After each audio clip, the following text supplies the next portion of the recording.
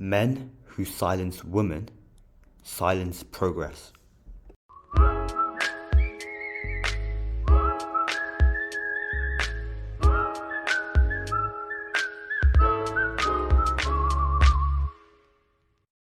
This story is probably my most interesting one and the experience which is most memorable for me.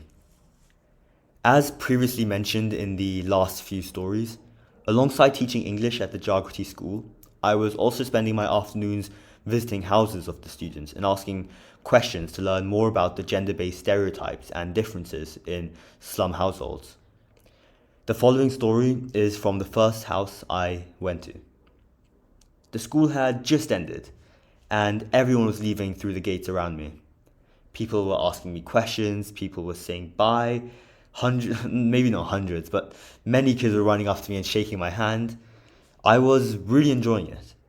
I was also really looking forward to going to the different households and spending time there, asking families, ideally mothers, about their experiences and getting the true, raw, unfiltered reality. I had never done this before, and I really was looking forward to it. The places of residence for the families weren't like the small houses I'd seen before, when I'd previously gone to geography-based schools and looked at the slums the families had lived in. They weren't simply scrap materials with a dirt floor. These houses were actually small apartments constructed by the government and were allocated to families. The first house I visited was on the 5th floor of one of these houses. Even as a 16-year-old boy, I can admit it was tough. The conditions of the stairs were poor. I could see rubble falling off the side of the stairs. These aren't the traditional Western stairs, which one would see in America or England. These stairs have no railings, no barriers, no safety.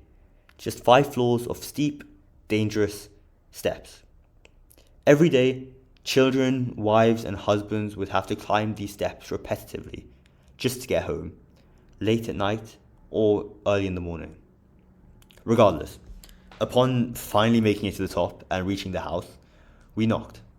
I took off my shoes, as that's what's expected in India, and entered. At first, I thought that just the mother was there. I presumed that her husband was working outside. However, as she brought a seat and I sat down, she didn't, her husband appeared.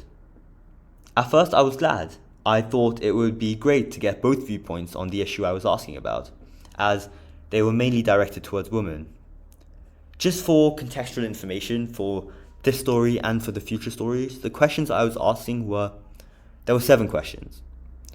How large is your family and how many children, boys or girls? Number 2, what work do you do? Number 3, what dreams do you have for the future, for yourself and for your children? Number 4, are there any areas in your community where you feel that males are given more opportunities and privileges than females? Number 5, how do you think these can be addressed? Number 6, have you witnessed or experienced any specific forms of violence or harassment here? If so, can you describe the situation? And number 7, what can be done to improve the economic and social opportunities available to girls and women here, and to promote their inclusion and empowerment? And she just stayed standing by the kitchen door. I began asking the first few questions. Everything was going well. And then we came to the question, are there any areas in your community where you feel that males are given more opportunities or privileges than females? Ramesh immediately said no. He also proceeded to say no to all the other questions, insisting that there are no issues and men and women are treated exactly the same. Of course, I knew this wasn't true. I could literally see a difference in treatment happening right before my eyes. I kindly told Ramesh that I would like his wife's opinion on these matters too. No, it's fine. I know exactly what she would say. I know all about this, he insisted. I tried to push the idea forward one more time. It was once again shut down immediately. I didn't want to seem rude or come across forcing, so I let him continue to answer the questions. Honestly, observing this behavior of his probably taught me more than I would have learned if his wife had answered the questions. I remember reading a study published in 2017, called Silencing the Self Across Cultures, depression, and gender in the social world. The study explores how women who feel unable to express their opinions and feelings due to societal and cultural norms are at greater risk for developing depression.